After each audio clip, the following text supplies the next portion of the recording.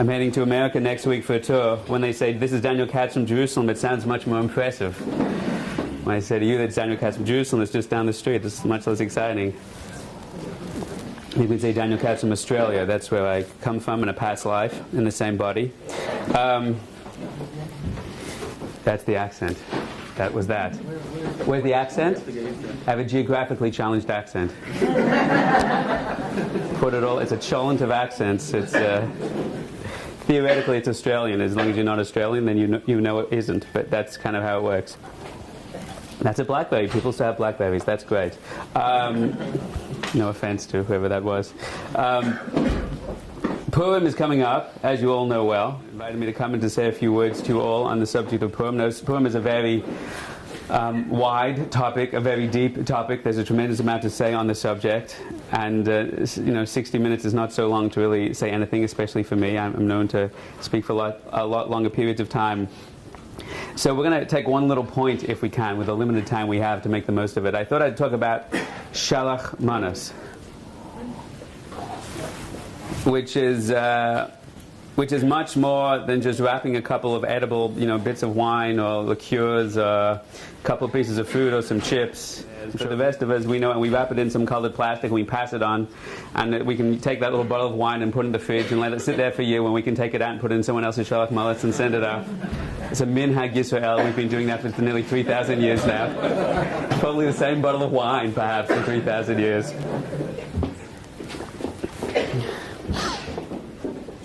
Mishalach manas ish l'ra'ehu, as it says in the Megillah Esther, the sending of gifts between an ish, between a person and another person, between a Jew and their brothers and sisters. And there's a tremendous amount of depth that we can discuss here, and that we need to focus on, especially in a time, I'm a bit cautious to say, of such political turmoil. No, I'm sorry. In the greater part of Klal Yisrael, but everything exists in the Klal, exists in the Prat as well. And these are not fine days for Achdus and Ahavas Yisrael. Unfortunately, I'd like to tell you differently. So it behooves us, it's one of those rabbinical things to say, it behooves us a little to maybe discuss a little Achdus, a little Ava between one Jew and another, between all human beings ultimately. Because that's what the goal of Shalach Manas is. It's supposed to be a mechanism that awakens us to see the world in a different way, to see our brothers and sisters in a different way. Now, as is the rush of the day, we're busily wrapping these things up and putting, little things on them and little, to our neighbors and running them over to the neighbors, then taking them from the neighbors and giving them to another neighbor and all these kind of stuff. So, but the challenge is, thank God you can get so overwhelmed with these things, you kind of miss the heart and miss the soul of them. So perhaps we can just refocus our minds on the heart of the soul of the matter, and I'm going to go a long way around to do this. I don't know all of you, and I know every different soul is different. Every different soul responds to a different thing, whether you're religious, secular, whatever those religious, ridiculous terms mean. So I'm going to throw out something a little deeper. I don't know if you like learning deep things. It's a little Kabbalah, it's a little Panemius of the depth of Torah, and maybe some people respond. I find that we're all different on the outside, but on the inside there's a united connection, and I find that Torah speaks to different people, but when you speak from the inner part of Torah, that's the place where we all connect to, which is really the subject for the class anyway. So let me begin here. When Haman, the wicked Haman, approaches the king Achashverosh with his not so nice plan, which is to doom the Jewish people for all time. V'yama Haman lamelech Achashverosh, yeshnoi am echad mefuza u'mefared bein ha'amim. There's this one nation who is scattered and dispersed, mefuza, mefared, if you want to translate them that way, amongst all the nations. And he goes on to say, these are the people, for, what's $10,000 between friends, why don't we take care of them right now? And the technical basic meaning of this term, mefuza and mefarad, means that they're scattered. The Jewish people aren't in their homeland. They're all over the place. They're all over the 127 kingdoms that this Melech was ruling. But the deeper idea that all the mystics discuss is this term, Yeshno Am Echad. There is one nation who is scattered and dispersed. Now, obviously, the implication of there's a nation that's scattered and dispersed is there is a nation that's scattered and dispersed. What do you mean there's one nation? If there's many nations scattered and dispersed, well, they're not scattered and dispersed. There's a sense of unity that is scattered and dispersed. Now, the Maharal and basically every other mystical text discusses this idea on a deeper level, or these patterns, these themes on a deeper level. Which the hint is what made us vulnerable to the attack. Those people that don't like us, those people out to get us, is the fact that we were scattered and dispersed amongst ourselves. The fact that we were fragmented as a people. It's only when we are fragmented as a people, we are Am Echad. We are not just we are one nation as opposed to two nations. How many nations did you expect us to be? We're a nation whose property is unity, whose power and strength, whose koyach is unity. But right now we are not in a place of our strength. The mystics all say the definition of exile, the Maharal discusses this, is that when something which is inherently whole gets fragmented and shattered.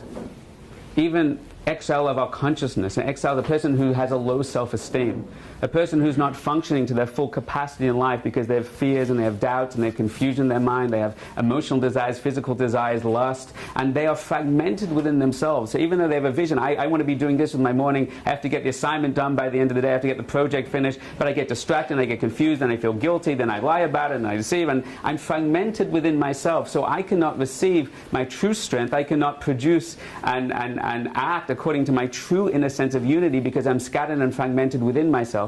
And what happens within the prat, within the individual, happens within the nation.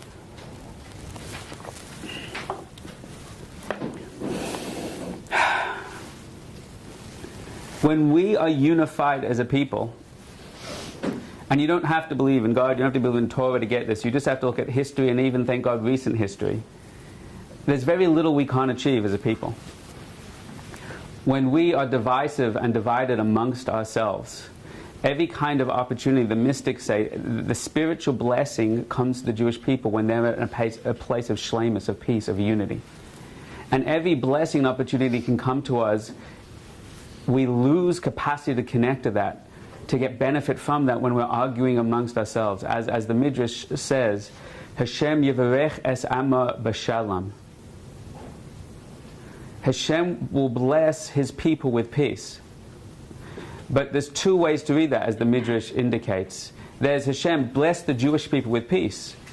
So we love each other, so we respect each other. Or there's another way to read it, which is the deeper way the mystics read, that we will be blessed with every opportunity, with every goodness, when we are in a state of peace. Because peace comes from the word which is shalom, which comes from the root shalem, which means whole and complete. If you have a box that you want to pick something up with, but that box is lacking the bottom or lacking one of the walls, then the box is basically useless.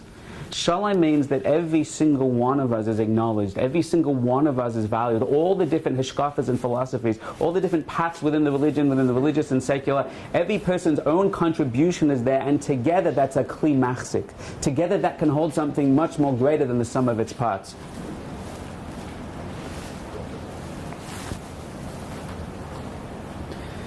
The Gemara, the Talmud, says a famous line, a famous halacha.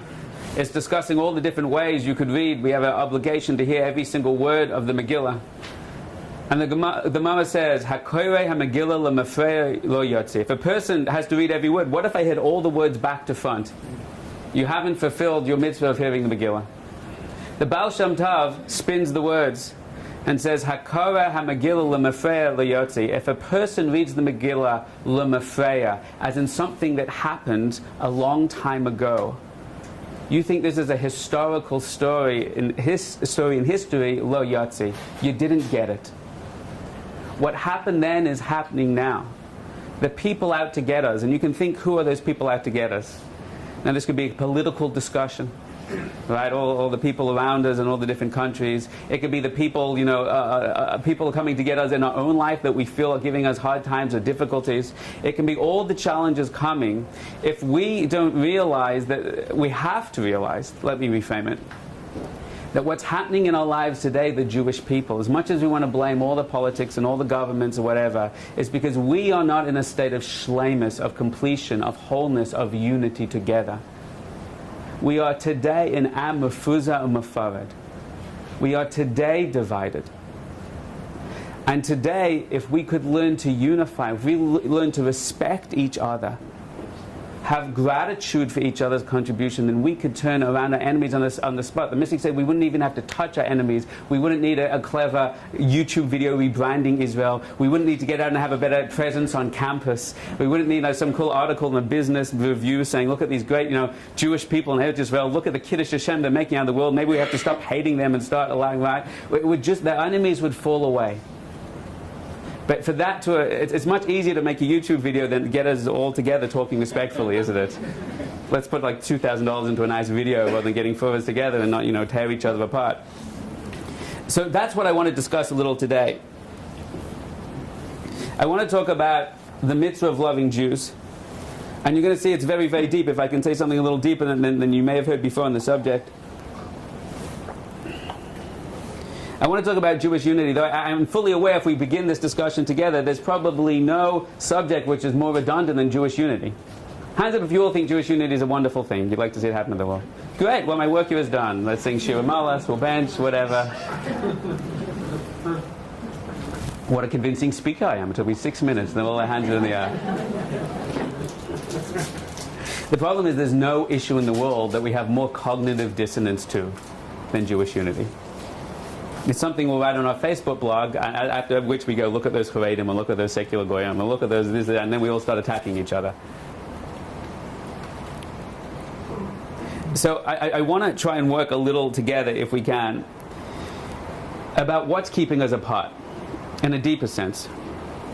Not the things we usually blame, the things that are really, really motivating a difference on our incapacity to accept each other, to embrace each other, to support each other, to understand each other, to respect each other. Every Jew has so many complaints about every other Jew. The easiest line is the Haredim versus the non-Haredim. See how I framed that? It's a very Haredi perception, isn't it? Just want to get that in there. Everybody else, whoever they may be, I don't actually know. All I know is my Gemara. What's happening over there? I don't know. They're non-Haredim, right? So there's a religious versus a secular, and then there's ones that learn, and there's ones that fight, and there's ones that work, and what everyone else is doing with their time, I don't know, but I'm learning. And then, in the religious world, so we have, the holy people like me with a hat up at the front. I say, this is your hat, sir. Your hat's down. Nebuch you. Okay. One day you'll see the light and my hat will go up. Right? You're still thinking Olam Hazeh, I'm thinking Shemayim. That's the deep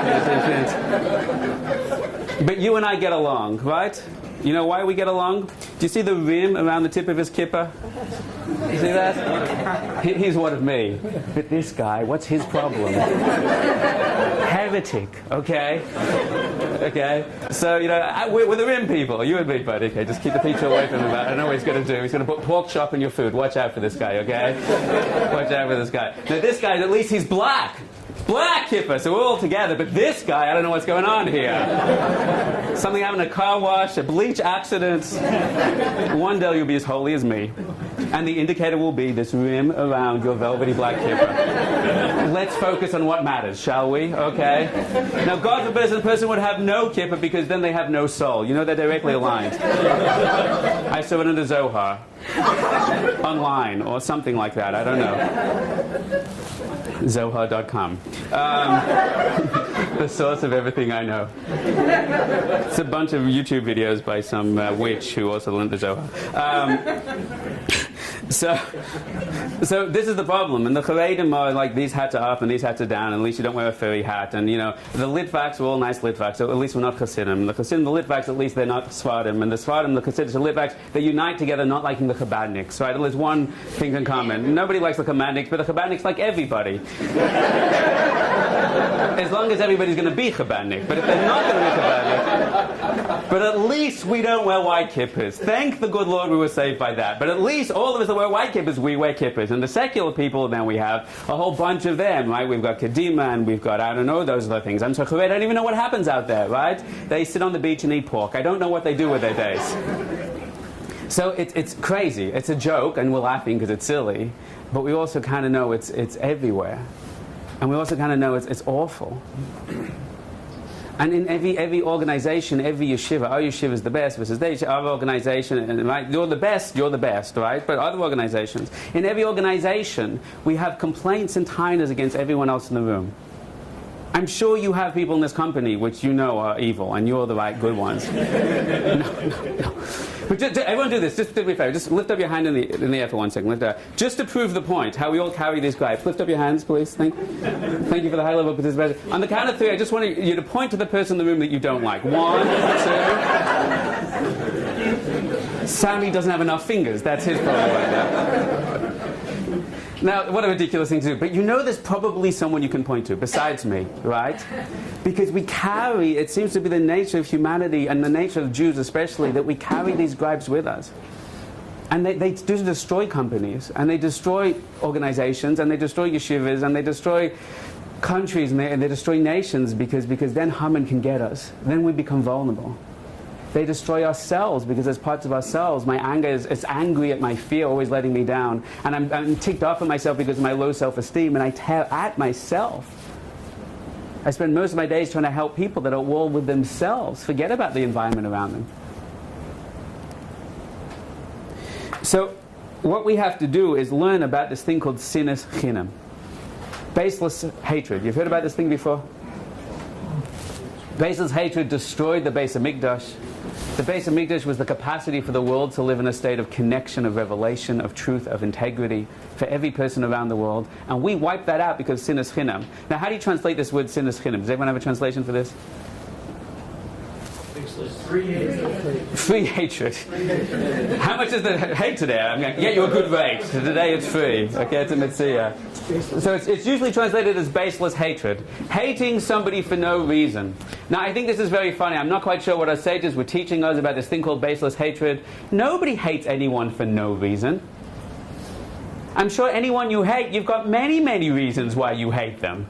I'm sure you can write a long list of why you hate those people that you hate. In fact, I'm sure you constantly have a list running in your head. Let me tell you what they did to me today. So what were our sages saying? Baseless hatred is our problem? There's no such thing. Who hates someone for no reason? In fact, the way the Yetzer Hara works is when you hate somebody, you start generating reasons. When your spouse annoys you, you start writing in your head lists and doing chazara constantly on that list to make sure I'm holding up in all those things that she did over the last 27 years in our life. Let's run with you. She did this. It was our first night of marriage, and she didn't like the steak. How I like medium. She didn't make it. Let's go over that one more time, right? So what do you mean baseless hatred? Baseless hatred? Nobody has baseless hatred. What I say to say baseless hatred, and I'm saying for sure something very obvious now, but it still needs to be spoken out. Baseless hatred doesn't mean that you hate somebody for no reason. Nobody hates somebody for no reason. The secular people don't hate the Charedim for no reason. The Charedim don't hate the secular people for no reason. The nature is when we hate someone, we generate reasons. We think the reason we don't like them is because of the reasons. The secret that the Sfarim say is we actually generate the reasons because we already didn't like. We already carried that fear. Chicken or the egg. What baseless hatred means is not that you hate that person for no reason. Baseless hatred means the reason that you think is a reason is not a reason to hate them. Right? Baseless hatred thinks all those reasons, and I don't care if your reasons are quote unquote religious reasons, but it's a mitzvah deraisa to hate those Jews. Look how I'm justifying my anger and my catness. Even then, my friends, that is baseless. There's never a reason to hate another Jew. Even if they're doing the worst things, you can hate their action, right? You can disagree philosophically, that's okay. But the second that you feel resentfulness, bitterness, hate, then you know you've crossed the line. And you've disconnected from the truth. And you're breaking the shalom. And you're cutting out the shechina from the world. And the blessing from our lives. So I want to talk about the tikkun to understand the solution, to understand the source of baseless hatred within us. Let's be a little solution focused.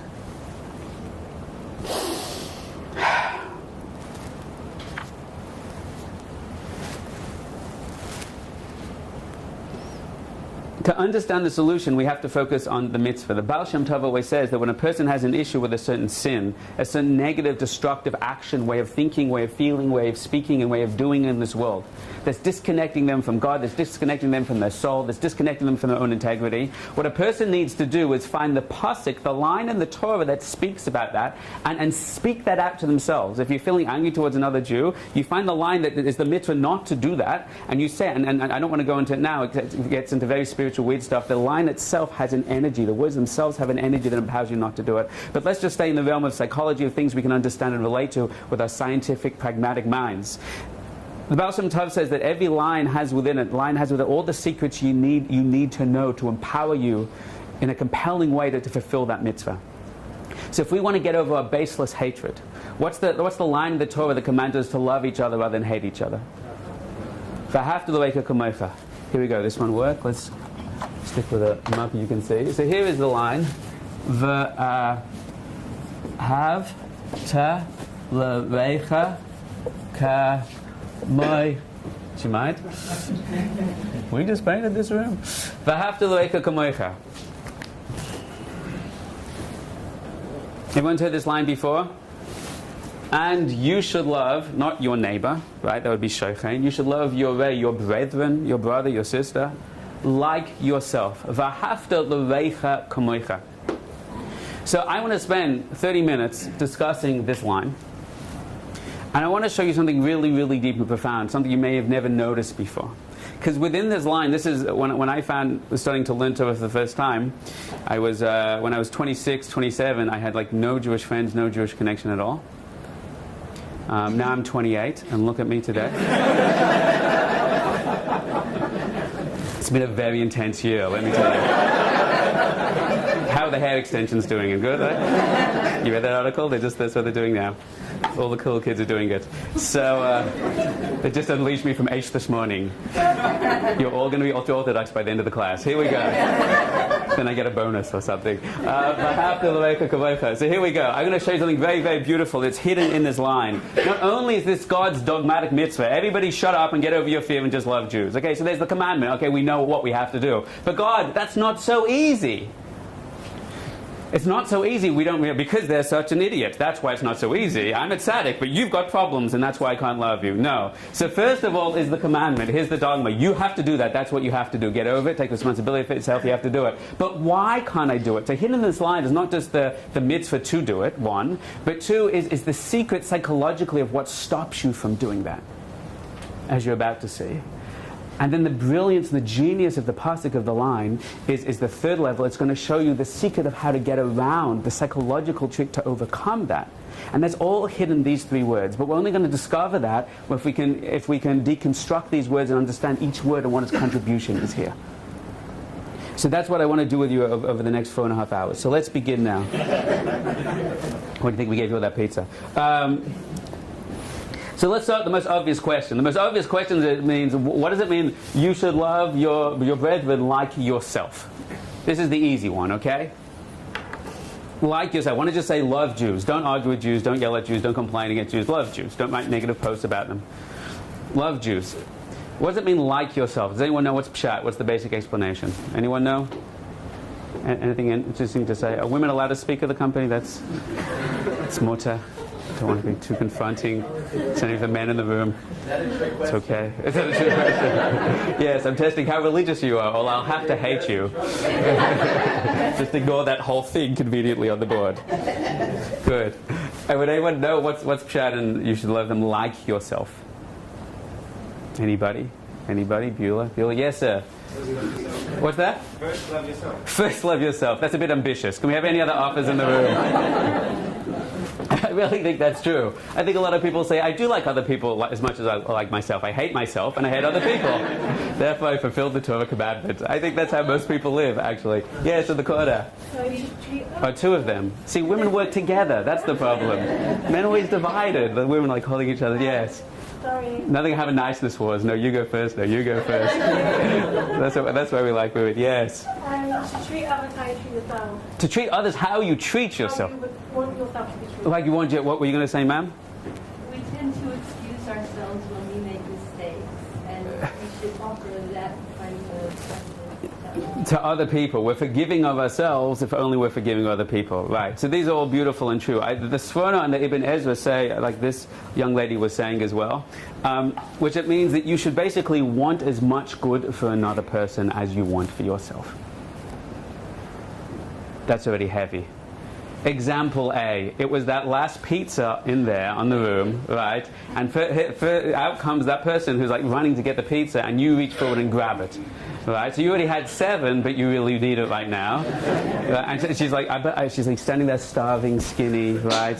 Just like she's dragged herself over to the table. She hasn't eaten since breakfast. She's famished, right? And she's like, just one more time. I'm sorry, I can't. Now you would like someone to save you that pizza, but you can't save it for them.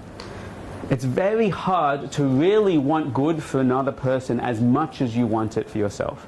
You know, when it's your son's bar mitzvah or your children's chasana, and you're so happy, and you know other people are happy, but other people, like this is the second wedding you've had to go to this week, and they kind of walk into the wedding, clock in, say mazel tov, clock off, walk out. But it's very, very hard to truly be as happy for somebody else as you can for yourself. That takes a lot of work. But that's pshat. That's the basic idea of what that involves, and that's a discussion unto itself. But we don't have to spend our time on pshat today. Rav Dessler goes a little deeper. And this is not the interesting thing, but we have to build the foundations. Rav Dessler says, the secret of like yourself is the following thing.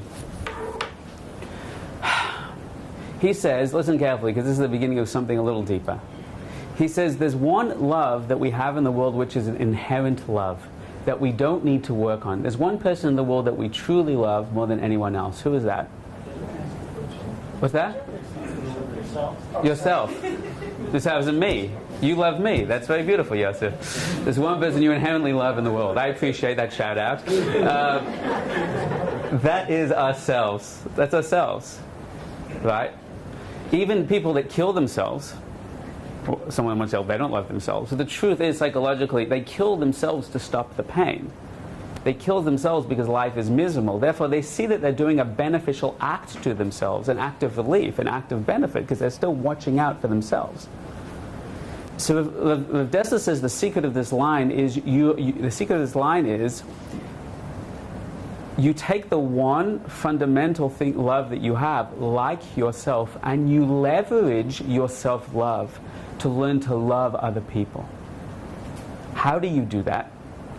So this fits in quite well with Purim. Rav Dessler says you give them presents. You give them gifts.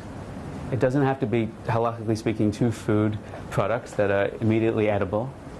But it means giving and investing in another human being. And this is how he describes that it works. It's kind of interesting to think about for a second before we drop in and go into the real deep stuff. He says the following thing. He says, the primary love that you have is for yourself. Now, if you see a person over there that's lacking, he didn't get the extra piece of pizza, and you walk up and give them the pizza, and then that person is happy, you can't help psychologically but go, their happiness came from me. That person's alone, and you're married, you have kids, and that person's alone, and they're dating for years, but they can't find it. No one's appreciating their loneliness, no one's appreciating their struggle, but then you help them make a shidduch, and you work really hard, you make some calls, and the degree that you invest in it, you invest in yourself in them. And when you invest yourself in them, then their success becomes an extension of your success. So he says, love them like yourself by leveraging your self-love to build another person, to build somebody else, and then you will begin to love them. You always begin to love that which you invest in. Love flows in the direction of giving. It's the true with any shul you've ever been a part of, any organization. It's true in good management, I'm sure as they do here. They allow you to invest your own creativity, your own excellence into the business place, and then you feel more passionate, more connected to the vision of the company. What you invest yourself in is what you'll see as an extension of yourself, and you will begin to naturally care for. The problem is, the more that someone annoys us, the more we isolate ourselves from them, and therefore the less we care. But Dessler says you can turn it around with a practical example. Find somebody that needs something. Open your eyes. Who in this company do you know is in need of something? I don't just mean a new microwave oven, a new fridge, a new car, right? A gift wrap something. Get this person an iPhone. It's 2014, right? But it doesn't just mean something practical, but it can mean something that they need. It's a nice word, some happiness. They need a pat on the back. They need some encouragement. They need someone to believe in them. When you give to another person, you share a little of yourself in that person, and you begin to expand the nature of yourself. Through giving comes love. Everybody knows the root of the word ahava is the letters hey and base. Hey and base in Aramaic come from the root have. Have means to give. The root of the word ahava comes from giving. That which you invest in. Who do you love in the world more than anyone is your children. And they're the people you give and invest everything in. If there's someone you don't like, think about it now. I don't want to over any dinim within you, but think about it a little. Even in this room right now, someone's a little challenging to get along with. What do they need? I'm sure you're going to say a slap on the face, maybe. But that's our fear talking, our anger talking. Now look with a deeper part of your being. What could you contribute? How could you share with them? What could you open up to them? It shifts you. Love flows in the direction of giving. There's a lot to say on the subject. I actually think it's a little joke that God played on us with the English language. Because have in English means what I take. Have in Lashon HaKodesh, Aramaic, means what I give. So in this world, in a secular mindset, not secular not as in versus black hats, but secular as in a person thinking not connected to the depth of who they are, I look to have in this world by holding on to things. Yesh li rav. And a person that really has something profound doesn't mind letting go of all the details in the world, because the giving act itself is really receiving. There's a friend of mine that got a lot of money on the stock market. He actually had a startup and he sold it to Google and made a lot of money. And when the stock market crashed, the bottom fell out of the market. I don't know how many years ago it was, a few years back, and he lost basically everything he had in about 48 hours, lo aleinu. I don't have that much to lose. Practically, it doesn't affect me, but I hear it. And he actually was in a comatose state on the floor for 48 hours. That's what I heard from his brother. But I remember a couple of years later, I saw him at a simcha, and he said to me, these are the kind of things you'd see on a Facebook post, a quaint line. But the fact that it came from him was so powerful.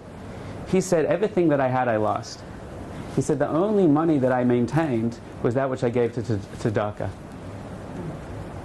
Because that will always be in my schus. He wasn't even a quote-unquote a religious guy. Right? He is a neshama, he's Israeli, he knows, he has the right priority, he has a big neshama. We all know that's the reality there for these kind of people. He had a big neshama, and he said to me, so he said, you know what? He said, what I held on to, right? What I have, that's what I have. He said, no, what I gave is what I have. And what I held on to, I lost. That's profound. So the truth is, we're very self-absorbed people. And we want to take, and the truth is, even in marriage, this is true, unfortunately. I have a lot to say on this subject. I just want to run through it in a minute so I can teach you some real Kabbalah. But in marriage, I see the biggest irony of all marriages, and I deal every day, unfortunately, with marriages that are falling apart and people shalom bias issues. But the irony is that there's no greater pleasure in this world than a feeling of transcending ourselves. A feeling of being more than just me. Do you ever walk down the street and you feel, I'm so sick and tired of being in my own head with my own issues, with my own problems, my own anxieties? And if you think of some of the greatest moments of your life, it's when we get out of ourselves and we give to another person. It could be an organization, it could be you at a tish and you're singing together, it could be you in a stadium and a rock and roll concert, but that feeling of actors, that unity, everyone knows the same song, everyone's united together. When we become more than ourselves, they're our greatest moments in life. The issue is that so many people enter into relationships in such a greedy, selfish state. The reason they go into that relationship is to bond, is to unify with something beyond themselves. But they're so caught in, I need this and you're not doing that and I need to be more like this. They're so caught in themselves that unfortunately they're held hostage to their own needs, and they can never transcend themselves and get beyond themselves. The essence of giving, of loving somebody else, is really to see somebody's needs before your own. That's a sign, a symbol of true love. To see somebody's needs before your own. The mystics say, I'm sure you've heard all this stuff before, they say the numerical value of the word ahava, 1, 5, 2, 1 equals 13. The same as the word echad. oneness, unity. What's that? Hey at the end. Hey at the end? Ahava. I'm sorry. I have a thing. I can't actually teach and write at the same time. I make a mistake all the time, and that of course is 5. Great. I thought you were going to say hey at the end. Okay, I can't teach and write at the same time. Which is the root of the word achta, which is from the Aramaic word, which means I can't write and teach at the same time. Which is a crazy coincidence, because that's just what I said. Wow, don't you love when the universe comes together? Moving right along.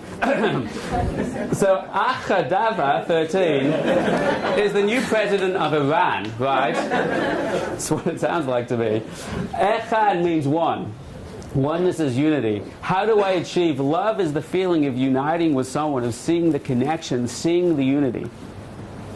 That comes through giving, through taking my self-love, getting beyond my needs and desires, and seeing somebody else before myself, acknowledging that unity. So if Dessler says, leverage your self-love, give to somebody else, and you will expand your sense of self to another person, to an organization, to a shul, to a community, to a country, to a nation. And that's how that works. There are many ways that we could talk for a long time about how you increase love. Techniques you have, focus on the positive rather than the negative. How you perceive a person is based on your choices of what to perceive, where you put your attention, where you put your das. But our time is very limited. So now I want to teach you something a little deeper. I've had many classes over the years of teachers teaching us how we can increase our love between Jews, exercises, techniques, in psychology and consciousness, in shalom bayis between a man and wife. Write a list every day of 3 positive things the person does. And these can be helpful, and they can be valuable, but there's a deep lie in them. This is not really the secret of Jewish unity. It's not even true, and I want to try and explain something a little more radical to you right now.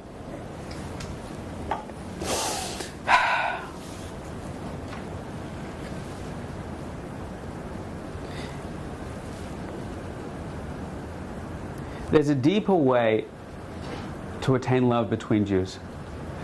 There's a deeper way to increase love between Jews. We understand that idea of giving to another is part of shalach manas. When I give to another, not I give a little basket of something, but I choose constantly who is this person, what do they need. You know, I have a lot of allergies. And every year I get a bunch of things in a basket that I can't eat. I can't even touch the basket, basically. Not really true, but I like to be dramatic just to annoy people sometimes. Take the basket back! Not really. But it'll be funny, wouldn't it? It's a Purim sketch. But there's sometimes you get a basket when someone actually called up my wife and actually said, what can he eat and what can't he eat? And sends that to you. And I have to say, it's really moving. I still pass it on to somebody else, but the point is, I'm religious, I follow customs. It's really moving. If the person you're giving the food to is diabetic and you kind of look into it, it's very moving to personalize that with a letter. I know we have to mass market Mishalach Manas, but I highly recommend take 2 or 3 of them and make them matter. Increase the connection, giving, invest in that person. But there's another way to achieve love, and that's what I want to say, and this is a little deeper, and I want to try and explain it to you now. All we said is good and true, but if you think that's the way to achieve true love between Jews, then we've missed the whole point of what it means to be an Am Echad. And all this makes sense until, hands up if you have children here. Okay? Here? Pardon? Here? Here. Yeah, can you bring them out, do you mind? They can probably spell better than me, right? Right, okay. Well, a lot more pizza.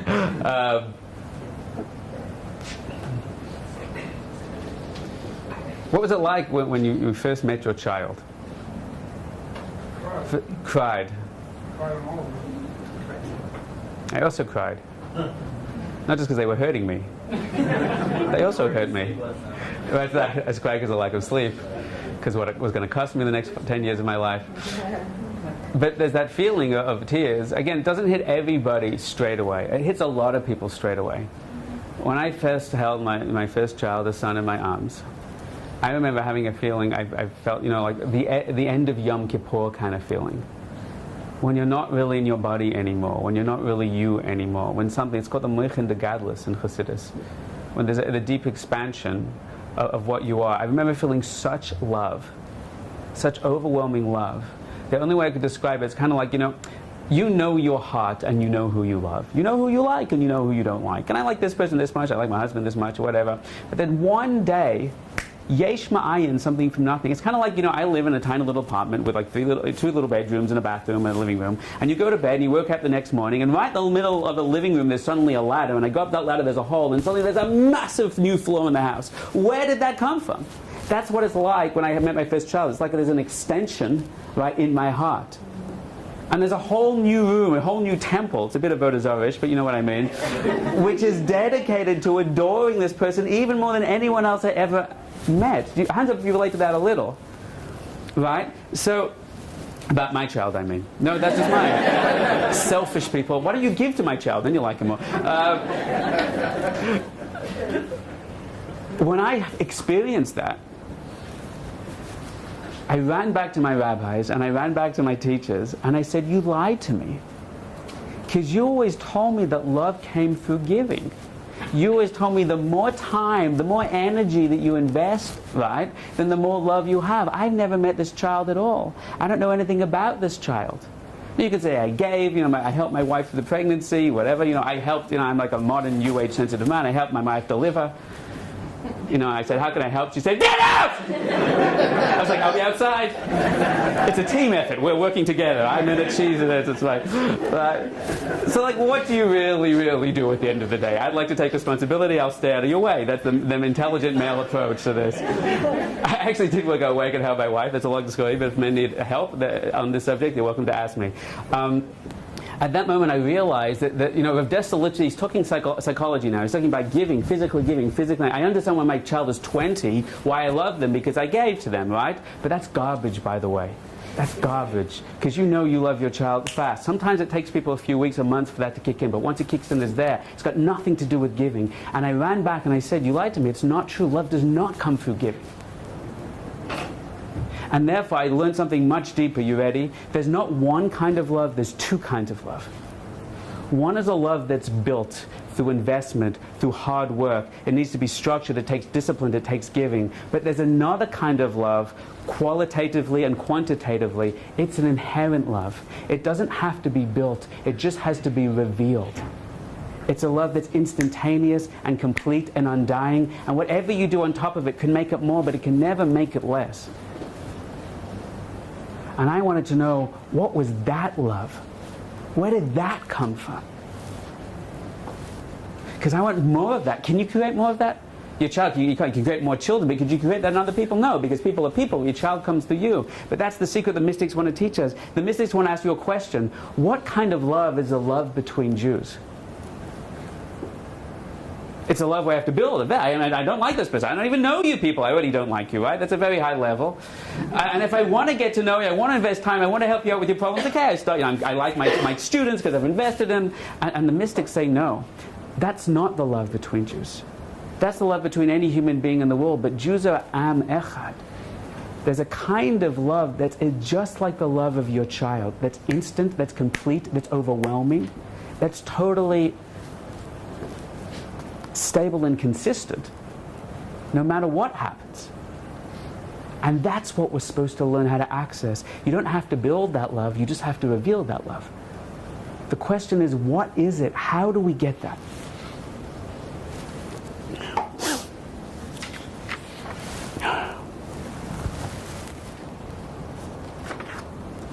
I want to explain to you this with the last 3 hours that we have together. Why do you always laugh when I say that?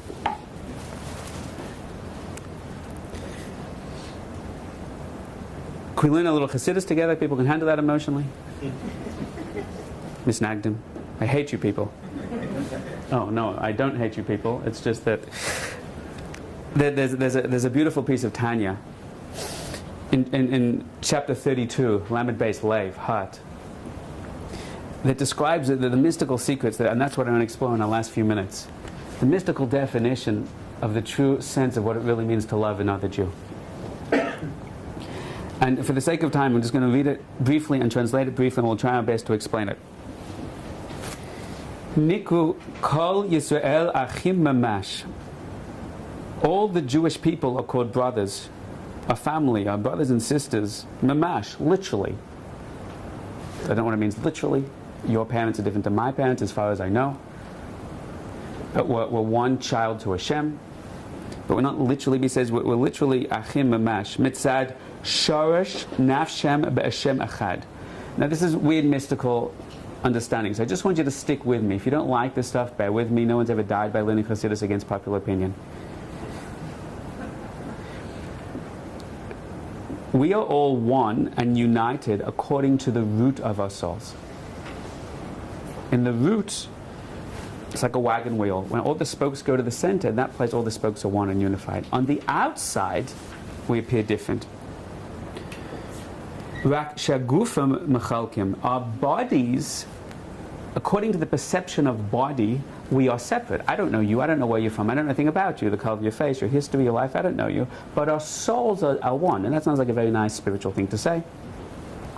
But he's going to add a very profound psychological idea. I do a whole seminar to teach people how to experience this. So I'm just giving you over the rudimentary philosophical idea now, just so we can hear it and think about it together today.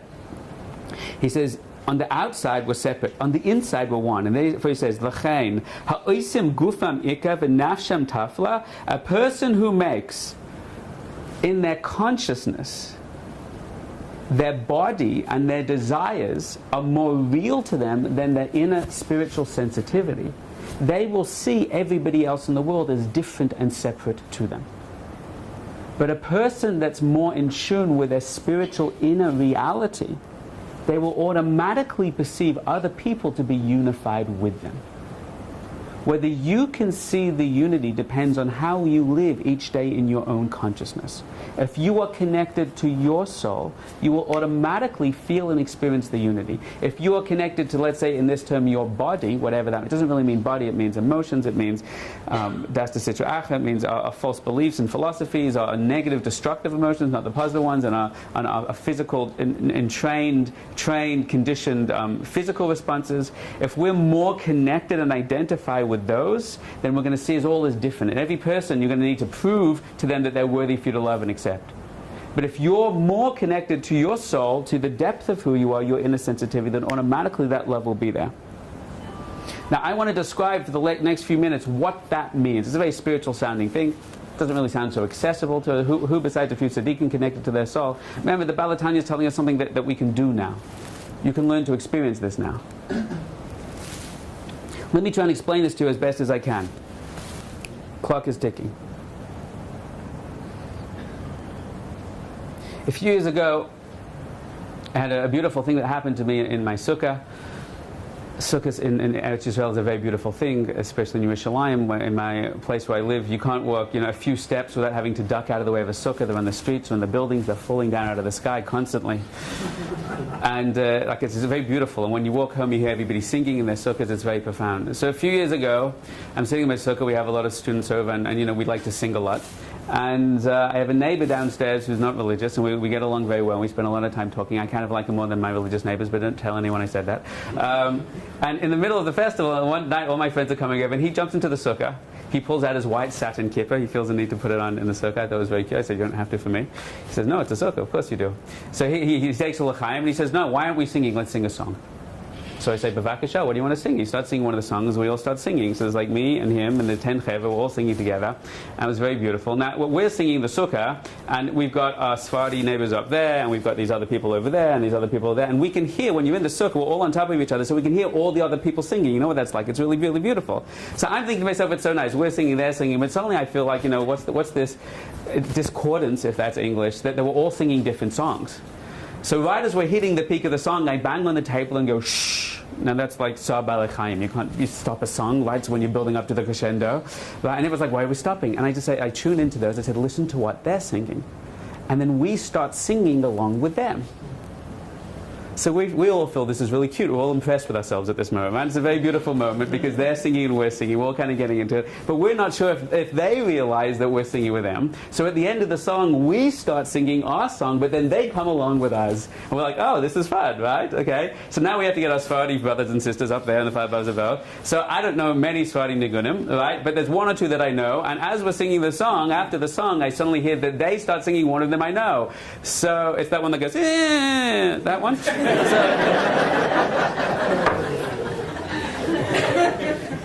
I'm joking. It's much more beautiful than Niggun, for sure. Swati Niggun, much more beautiful than everything else we have to offer combined. So they start singing one of the songs that I know. I just don't know them. And then we jump on, and when we jump on, our neighbors over there jump on. So now we're all singing together. It was a very beautiful moment. So I'm singing, all the brethren in, or the chevra in our sukkah, and they're singing. And in my imagination, it's kind of like a cartoon, and all the sukkahs are kind of like dancing back and forth like this together. So make that thing on YouTube for $2,000. So it was a very beautiful moment. Now, after that beautiful moment, when we saw each other, we all smiled. It was a very cute thing. Now, I thought about this for a bit, and I'm going to ask you a very deep question, and you have to be really a Kabbalist to answer this, otherwise you won't stand a chance. So seeing if there's any Kabbalists in the crowd. It was such a beautiful thing to sing together. What a beautiful thing to sing between sukkahs together. Now it made me think, just the following simple question, why have we never done this before? All year, we all live in the same building. All year, we're all right next to each other. Why is this the first time that we ever sung together? What's the answer to that question?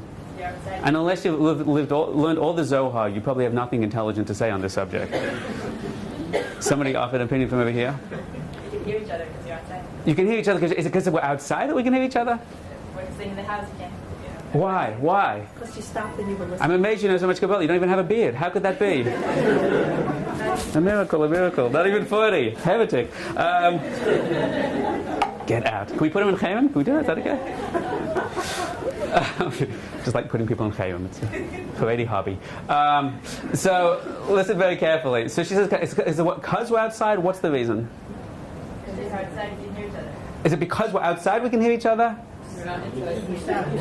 You're halfway there. Let her finish it off. She's done all the hard work, right? She's even had to go into Chayim to answer it. Let her get there. Is it because we're outside? What's the reason? Why can you hear each other? Okay. It's just people going in circles right now. Well, what's the reason? It's not just because we're outside. What's the implication of being outside? We are. How would you help her out? What's that? You've broken the boundaries of the walls. So you guys are way actually too Kabbalistic. I'm a simple Jew. If you listened in your house, most of the time you couldn't hear it either. Well, the implication of being outside, my friends, just to make it obvious, bring it down to earth from the Kabbalistic realms. But you're right. It's so obvious to you that we didn't speak it out yet. Is because when I sit in my house with my big thick walls and my nice candelabrias and my big bookshelves, and if I'm in America or Beit Shemesh, right, then I have my, my garden, and I have my walls and my swimming pool and my tennis court, and like we have in Mesherim, and I have all that stuff. And when you have all that stuff, you can't hear through the walls. That's what you mean outside. It's not the actual being outside. It's that you're outside of all those walls, all that yeshus, all that gaiva, all my walls and furniture and nice fluffy things I put on them, and all those colors in the guest room and the maid servants' quarters and all that stuff that you all have, I'm sure, working for Green Smoke. If not, you deserve a raise. And so it's when you have all that stuff around you, you can't hear the song of the person, even though in Jerusalem they can literally be 10, 20 feet away. You still can't hear it because the walls are so thick. That's what you meant, right? So listen what we're saying, that someone can be right next to you, but you can't hear who they are because the walls are so thick. That's the secret of the sukkah. The sukkah is in the schus of Aaron, who is Oihev Shalom, Roidev Shalom. The Anania Kavod. Anania Kavod are walls that surround us, but they're transparent. You can see through them. When we live in a reality where the walls that surround us, and now I'm not just talking physical walls, I'm talking emotional walls, so many fears and so many doubts and so much ego and so much defenses, we can walk right past a Jew and right in front of me because of the color of the kippah, no kippah because he has a kippah, whatever it is, and we can't see that there's another soul in there singing with something beautiful to sing, with something beautiful to express. Now listen very carefully. I'm going to do this as fast as I can. 3 questions, which are hidden in this line on the board. What does it mean there's inherent love between Jews? I don't feel inherent love between Jews. Some of them I like and some of them I don't. Let's be honest. It's not inherent. I understand. I was crying for my child. I get that. But I'm not crying for every Jew that love. So I don't see that. I don't experience it. 1. 2 is, I thought we said the only inherent love was? Yourself. For yourself. So there's inherent love for Jews, or there's inherent love for yourself. And number 3, what is this stuff? What are these walls? What's this yeshus that gets in the way from loving other Jews? And I'm going to show you this in the secret on the board in the next 10 minutes, then we're done. You ready? Can you handle 10 minutes to see this? Break apart this line and you'll find something extraordinary. This is what this line wants to teach us. V'ahavta l'recha kamocha. If I were to tell you right now, you should love your friend like yourself, what is the Hebrew word for friend? What would you say? What's that? Chaver. Isn't the word that we often use chevra, chaver? Why did the pasuk use the word reya rather than chaver? Why does it not say v'ahavta l'chavarecha kamocha? It's a much more commonly used term. So there's a deep secret hidden in there that the mystics talk out, and I'm going to try my best to explain it to you in a few minutes if I can pull this off. There are two words in Hebrew for friend. Chava and Reya. But hold in mind, Lashon HaKodesh is a Lashon HaKodesh. It's a transcendent language. And one of the rules of a transcendent language, without going into the complexities of why this is so, is there's no such thing as a synonym in Lashon HaKodesh. You never have two words meaning the same thing. If you're not thinking, they're kind of the same thing. So we're always looking to understand the nuance and the magic, the lesson we can learn from the difference. So what is the difference between Chava and Reya? And why did Hashem, when He tells us to love fellow Jews, why did it say use the word Reya rather than Chaver? So let's explore the word Reish Ayin. Could anyone think of any other Hebrew words that they know? Why is everyone laughing? Let's start with this. What other Hebrew words do you know? And there's a bunch of them, by the way. Thanks for being nice about that. Which are, this is the word right now. What other Hebrew words do you know which have these two letters as their root? What's the one you were laughing about? What's that? Are people banned from speaking in the company? Is this the way you keep them in order? Someone has to have a strong hand around here. If everyone writes up in triplicates, they're present. What's that? That's how we keep the Lashon Hara down. Okay, it's good. Take whatever solution you can get, buddy. I appreciate that all the way. Here we go. Listen very carefully. Who knows? So the first person said, so one thing that we know it means a friend. Okay. The second we know it means a shepherd. Hashem ro'i lo echsa is a shepherd with an A. Can't teach and spell at the same time, but I go very well in spelling bees. Oh, the irony. Here we go. It's also Hashem. Hashem ro'i lo echsa. So it's also, and there's a Rashi on this in the Gemara. So it's also one of the words that we use to describe Hashem, which is very interesting. Where else do we use this word? Does anyone know? Ra, meaning evil. You know how you think all your friends are evil? Now you have a source. It's deeper than you know. Okay. It's actually a Hebrew word for evil. It's already weird that Hashem and evil have the same root word. That's a discussion. Yes. Anyone can think of any others? What's that? Which means? An event. Okay, that's very interesting. I'm not even going to put that on the board because that will take me an extra hour, and I don't think I have permission to go there. But you hold that in mind and put that together. Which means? What's that? I guess fragile. Fragile. Ture'aim b'shevet bazel. In the second of Tehillim, it even means ture'aim means to break or to fracture, to shatter something. So it means to break. To break, to shatter something. Now, let me click, is there any more? Hashem, or evil friend, to break. Oh, there's one more. There's one that we use on Rosh Hashanah. It's a word you don't think of as being connected, but the root, a teruah. The shofar blow on Rosh Hashanah is actually called a teruah, which has the root of the words reish ayin. So it also means a shofar blow. Now listen very carefully to this. I am sure you've learned this stuff before, and you know the famous mystical axiom that whenever you have letters with multiple different explanations, because this is too deep to explain right now, because the idea itself in creation is always rooted in the Hebrew letters, and the letters are an expression of the idea, then when you have multiple different ideas with the same root, it indicates they're not multiple ideas, they all have exactly the same spiritual property. Now when I do a 2.5 hour version of this class, which is true, which is not today, I let the audience figure out the connection. But because we don't have that time, we have to end the class there. Thank you very much for your time. Shir Hama. What's the connection? Let me explain to you what the connection is. It's a little deep and a little beautiful. Let's start here. There's the old question, the famous mystical question. if Adam and Eve made a mistake, why do we have to suffer today? All the problems, all the challenges in the world, everything from the biggest disasters in history to a person, as the Gemara says, putting their hand in their pocket expecting to find $1, only finding 50 cents. It's all because, if God is perfect and He created a perfect world, why is there challenge today? It's all because of what Adam and Eve did wrong. But the old question is, so why do we have to suffer? Does anyone know what the answer to that question is? The answer to that question is, and again, you may like this stuff and like to believe in this stuff. You may think this sounds dogmatic. I'm not asking you to believe in anything right now. It's not a class in dogma. I'm just asking you to appreciate the patterns. Just see if you can follow the pattern, follow the model, and see that it's there. The mystics say, like a sefer like Toma Devora, that really what Adam was what's called a neshama klali.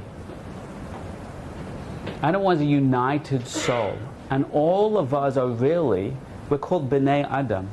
All of us are really part of one soul, which was the prime. It's not this guy walking naked through a field with the cabbage patch there, whatever that is, right? It's something which is transcendent. According to the mystical writings, this wasn't even in the physical world at the time of Adam. It's one united consciousness of universal sensitivity that every single one of us were a part of. But when Adam made that mistake, when he fractured his consciousness, every different part of the psyche of Adam's consciousness, and this is a little deep, got broken down and fragmented into multiple parts because each single one of them had to go through and realign and rectify the challenge, the mistake that it made through being a part of that process. Therefore, the mystics always say, hold on just for this 2 minutes and you'll get this, that who we are today, we go through the challenges we go through because we are Adam. Every single one of us, we are an extension, a part of that consciousness. So there was a united consciousness at the beginning of time, and that got broken down to all the different people you see before you in the world today, and especially at the root of them being the Jewish souls of the world. And at the end of the day, there's a thing called kibbutz galius. Everyone's heard of kibbutz galius? So everybody thinks that kibbutz galius means at the end of days, everyone's going to come from around the world and come back to Eretz Israel, right? So I always think if you want a good business tip, you guys in business, you want a good business tip, buy shares in El Al. That's my advice to you all. It's the one stock you know at the end of the days is going to be riding high, pun intended. So what happens is, at the end of the days, all the Jews from around the world are going to come back and unite. But the Ramchal and other sources say that's not the secret of true kibbutz galius. Kibbutz galius is going to happen after Mashiach comes, after the base of Mikdash is built, after Techiyas HaMesim. It's hard to even imagine this. If you have a deep inner soul, you'll be able to visualize this or sense this. What's going to happen then is all the souls that were once fractured are going to start to unite back together to one universal consciousness.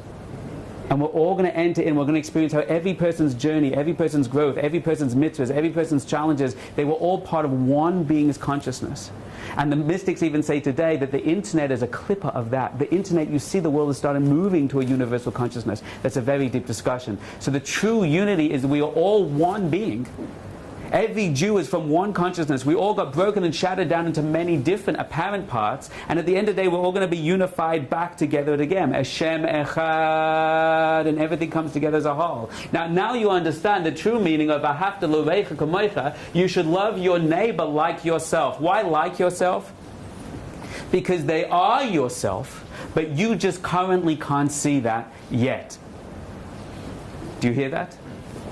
I'm not asking you to believe that if you're not into these things. I'm just asking you to hear the model. Now, if you understand that, we have to define the letters Reish Ayin. Reish Ayin, mystically speaking, always means when you have something which is inherently one, but it gets fractured and shattered and fragmented into different variable parts. That's what that root always indicates and hints to. Something which is inherently one, am achad, mefuza u'mefared. Something which is united as a whole gets fragmented into many different parts. That's why I'm seeing a Jew walking down the street. I go, I don't know who you are, I don't know what your problems are, I don't know what your shkaf is, but you don't realize, love them like yourself. Imagine they were one and united with you. Imagine their journey was your journey. Their challenge is your challenge. Why imagine it? Because it really is true, but because you're caught in a limited perception of reality, you can't currently recognize that and see that. And if you understand that, let's break these down and see how they all fit it. Let's start with shofar.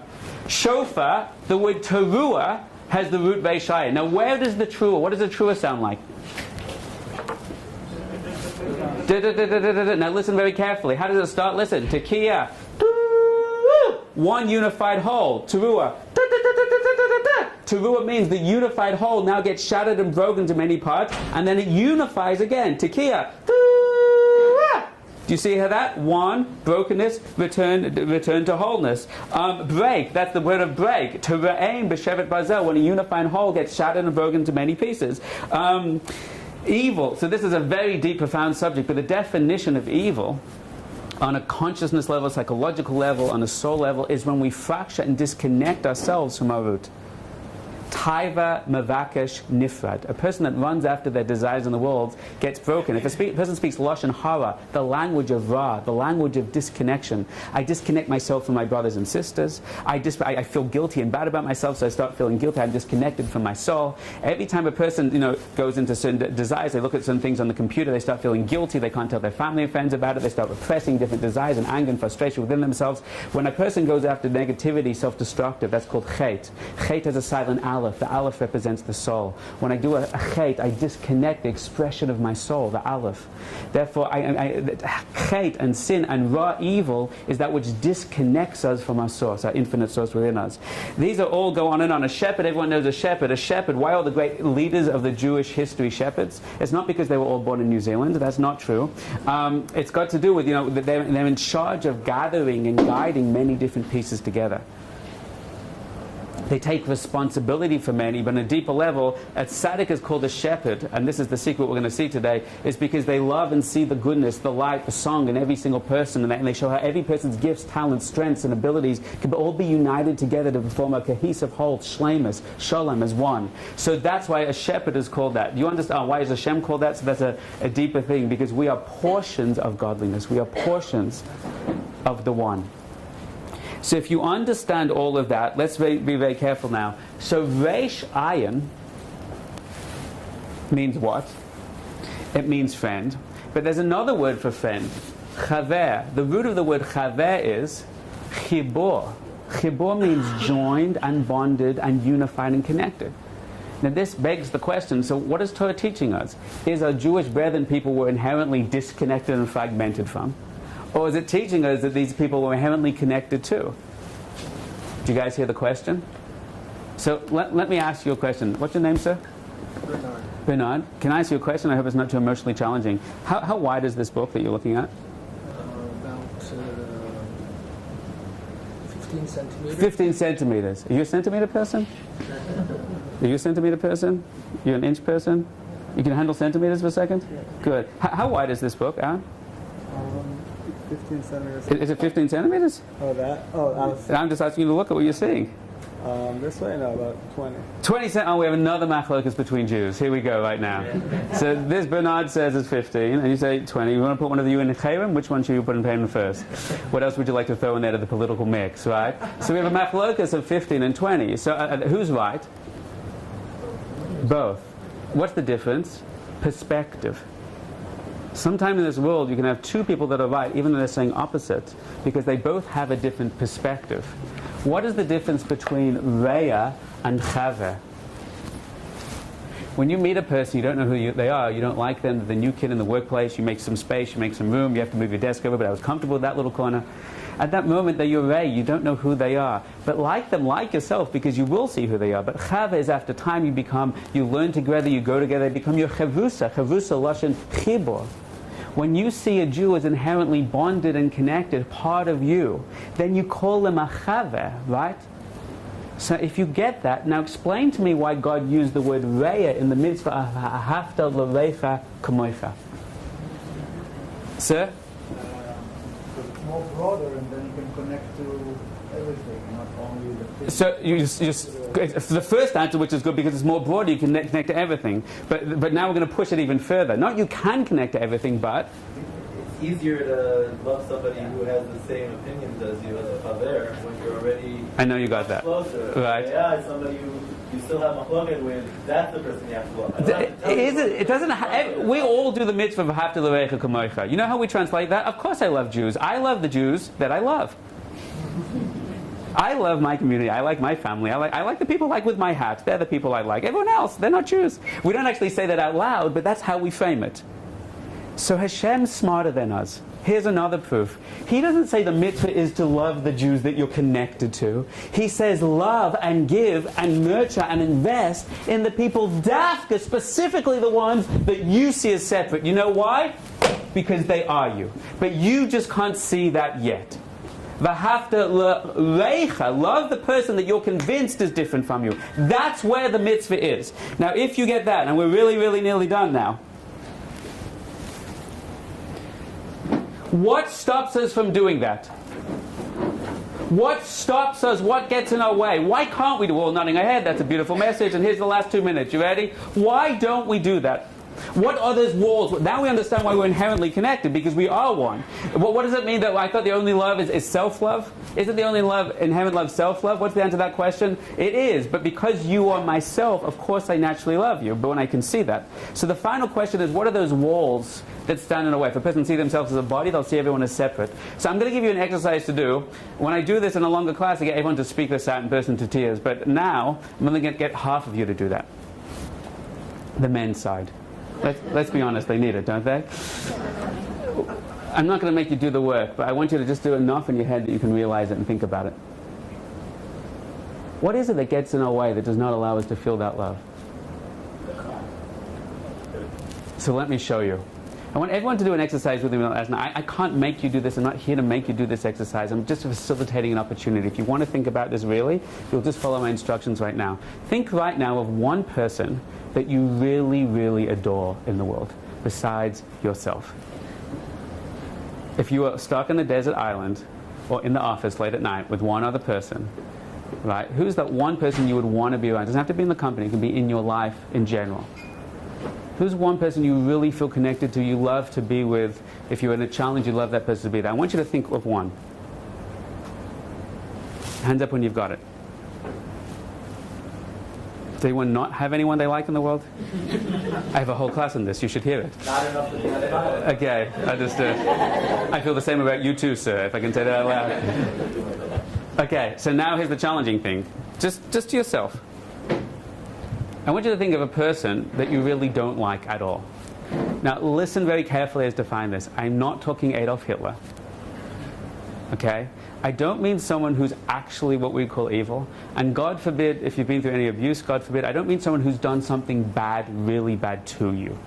I'm just talking about a person that you know theoretically, for all intents and purposes, is a decent person, but they just irritate you. They just frustrate you. You know what I mean by that. There's always someone in this class that says, oh, it didn't work, Rabbi, because that person did this terrible thing to me. So that's not what we mean. A person that you should be, that person could be a roide. If you have a mitzvah to stay away from them, that's not what I'm talking. Someone that you just don't like, you just don't feel comfortable, you just don't want to be around, they irritate you, they irk you. I want you to just be very clear about who that person is right now. Hands up if you've got it. Please don't pick me, please do someone else. My self-esteem is fragile. The women don't have anyone like that. They're Kulo Kalbach on this side of the room. What's that? No, I'm sorry. I was joking about it. I was going to make the men cry. The women are like, they really need it. I'm not doing any of the work. I do this emotional stuff all the time. Women, someone that annoys you. They're in denial. Okay. So here we go. You ready? So fine. Now, first exercise. Go to that person that you really, really like. Now, this is hard to do, and you have to be real with yourself. If there's one, you're going to say, I don't know what it is, but you'll be able to find it. You watch in 10 seconds. If there is one thing that you really love about them, that a certain character trait they have, an energy that they have, a sensitivity that they have, a thing that they do, just who they are, they're so compassionate, or they're so introverted, they're so extroverted, they're so brilliant, insightful, they're so disciplined, they're so all, free. What is that one thing you really, really like about them? You can get it. Close your eyes, tune in to the feeling, and see what you get.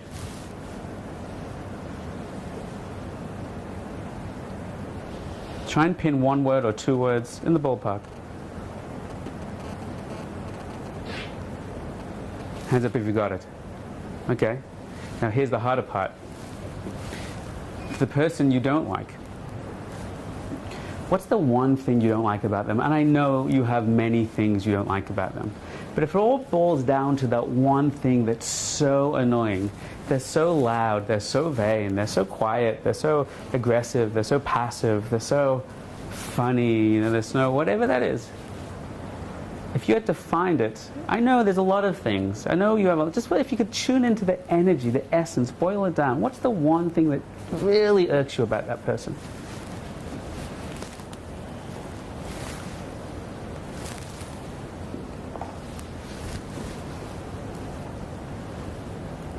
Hands up if you got it. Okay? So here we go. Anyone see this coming? If you look to the person that you really, really like, and you are conscious about what the property is you really, really like about them,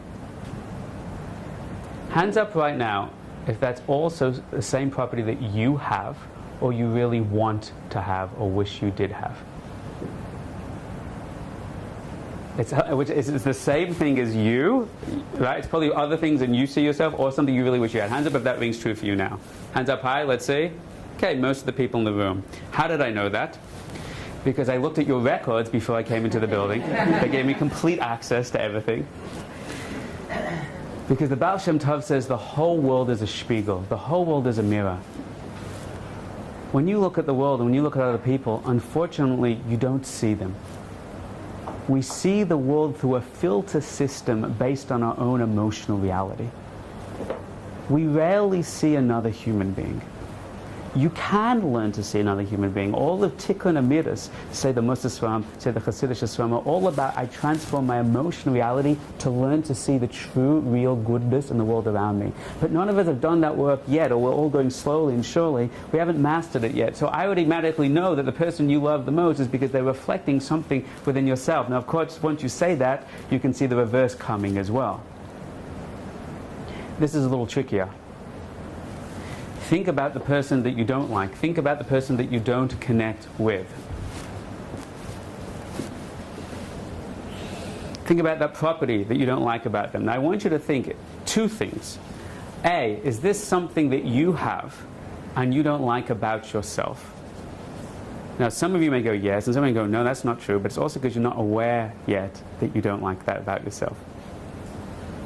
Or B, is that thing that they are, that thing that they do, is that reminiscent of something that your parents did or a challenge you've had all your life that always annoys you about other people? All people like that always tick me off. It makes me feel angry or upset or sad. It makes me feel abandoned or I have to protect myself or afraid. That's something you have in other areas. You can see that pattern in other areas of your life through your history. It's something you don't like in yourself because you have it yourself. As the Gemara, the Talmud says in Kedushin, Hakol hapasol, mamumo pasol. Anyone that writes off another person because of their issue, it's because of the issues within themselves, that they're focused on that issue in another person. Hands up if you can see that pattern with that thing you didn't like. Hands up if you can see that within yourself. Now, often there's less hands there. Once I was teaching this in Neve, and a girl came up to me and said, Rabbi, your whole exercise didn't work. I was like, okay, why? I'm just interested to know. She said, this girl's a very bright, intelligent Russian girl. She said, because the girl that I chose was really stupid. And I don't like it because she's stupid. No, I didn't want to say anything. But the girl who said that is actually very intellectual, very intelligent. So I was like, okay, it doesn't work. There's other factors involved. So the girl's about to walk. I said, oh, by the way, Jen, I just want to know, when you said she's stupid, you mean intellectually stupid? And she said, no, that's not what I mean. I said, what do you mean? She stopped and she said, it's just like she keeps making destructive decisions in her life, but she's so stupid she doesn't learn from them. And at that moment she burst out crying and ran out of the room. Because we're not aware of what it is that we don't like about them, because we're not aware of the issues we're having within ourselves. And if you understand that mechanism, here's the secret in the words. Watch the words on the board right now. V'ahavta l'recha kamocha. The reason you love other people is not because you see them, it's because you see yourself. The reason you don't like other people is because there's emotional blocks and issues and pains and fears and ego, which is causing a filter system to how you perceive that person. Have you got that? Therefore, if it's because you don't like yourself, what would be the secret to learn to love that other person? If that person's got an issue with anger, now you have an issue with anger, so when you see that anger, you hate that person because you really hate that anger within yourself. What would be the secret to loving that other person? Love the shattered part of them. What's that? You have to love the shattered part of them. You have to? Love the shattered part of them. How do you learn to love the shattered part of them? Because every time I look at their shattered part, it triggers my shattered part, and I hate that within myself, so of course I'm going to reject it in them. So what would be the secret to loving that shattered part of them? To look at yourself. If you could love and accept your negativity, your evil, your brokenness, doesn't mean I approve it, doesn't mean I want to be angry, but I don't hate myself and resent myself. I say, okay, that's because of challenges and pain I've been through, and slowly I'll grow and develop. If you could love and accept your negativity, for sure you would begin to love that person. That's exactly what's in the board. V'ahavta l'reicha kamocha. You should love your friend like yourself. How do I do that? The word reya also means your negativity. If you love and accept your brokenness and shatteredness, then automatically you would see the good within that person like you do that person you already love. You guys get it? There it is on the board. The Shalach Manas is an opportunity to look within your own heart. Oh! Mishalach Manas, ish l'ra'ehu. You have to give a gift. Is everyone getting this already? Ish l'ra'ehu. Not to the friends and neighbors that you already like. To the Reya. Everyone writes these lists. We have it on the fridge. Here's all our favorite friends in the area. Let's go give them Shalach Manas. What about them? We should, yeah, but I can't be bothered. Let's give them something cheap. What did you say? It's going to be awkward giving them up. Right, isn't it? That's right. That's the one about the glass. Oh, I gave you Shalach Manas. Wow, you really hate me? What did I ever do to deserve this? It's really expensive. You hate me that much? I also saw his class, you know. I hate you. Here, have something else. Have this Dom Perignon if it's kosher. I don't know, right? So it's very interesting. Listen very carefully. There's a mitzvah to stop and think about that other person. Who don't you want to give it to? Why? Can you work on that on yourself? You see how that becomes a transformative act? To give it to that person with a leiv shalem. To give it to a person with all your heart. Make sure there's 2 or 3 that you're increasing the reya mehuvim with the reya, not the chibur, not the cheva. Ending on a story. I went out with my wife a number of times before we got married. 3 or 4. It was like married with kids in the ultra-Orthodox world. That 3 or 4 dates is already like commitment. And she's a writer, and she shared with me a story that she wrote. And when I read this story, I thought, I'm in love with this woman. And I want to share with you this story because this story sounds to me, if there's ever an image in my head of what exile looks like, to be an am mefuzah mefarad, an am achad, where we're so absorbed of our lives of pains we don't see another, but when we can put down our anger and ego and pain and look up and suddenly there's another person there. It's this story. And the setup to this story goes like this. My wife was 19.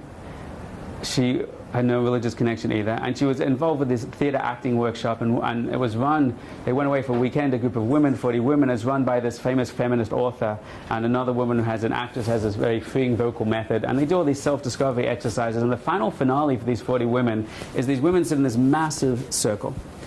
And they go around and they're going to present their lives and their journey. And they've got 4 different exercises where they're supposed to stand in the circle and present their lives and journey. Now, one exercise is you have to sum up the most challenging moment of your life, for example, in 6 words. Another example, you have to sum up another challenging, powerful moment of your life with a song. Any song, you can choose it. So what happens is, there's 4 examples like that. And everyone's in the circle, and they spend basically half a day. Each woman comes up, and each woman gives over this challenge of her life, and everyone bursts out crying and hugs her, and then she says, this most challenging moment of life I'm summing up with a song, and she sings it, and there's an idea that they said everyone's going to join her in the song. When the woman starts singing, you know the song, you all join in, but just let her sing it one time through by herself and everyone will join in.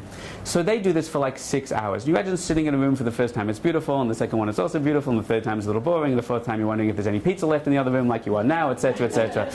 So what happens is, nearly there, what happens is they start going through this, and it's like 8 o'clock at night. Just like now, right? And she's been sitting in that room, and she's tired and exhausted, and there's finally, everyone's going around, and they're all singing, all their secular songs and all that kind of stuff. And finally, she's there, and she's done hers hours ago. And this one girl gets up. My wife doesn't really know anyone in the room. My wife has no Jewish identity, no Jewish awareness. And this girl gets up, and my wife just she's in her own head, she's worried about going home, and her stresses, and her family, and her issues, and her mother, what's happening. And this girl gets up, and she starts doing a thing. My wife gave up paying attention a long time ago. And this girl gets up, my wife described her as having dark hair and a dark complexion. And she starts singing a song. Now my wife is not even paying attention to the song, she's not even paying attention to the story. But the first notice that my wife has of something going on is she hears the people next to her snickering, kind of laughing. And my wife looks up and she sees other people are kind of laughing, something embarrassing is happening, and she kind of puts her das on, tunes in to see what's happening. And the girl is singing, but she's chosen a song in another language. And it's such a weird language, nobody even knows, no one can sing. All these people around this room, no one knows what it is. And she's suddenly in this very awkward position where she chose a song that she obviously had some meaning in her life. She started singing it, but nobody knows the song. She chose a weird line. Everyone's kind of, it's a bit awkward, embarrassing. And my wife's like, that's weird, how awkward. And she goes to tune out, but she listens with her ears, and suddenly she goes, wait a second, this is familiar. Adon Olam, Hashem Alach, B'terem kol yotzir nivra. And as she begins to tune into it, she goes, wait a second, that's a weird, guttural words. And she goes, wait a second, I know this from somewhere. I know this tune from somewhere.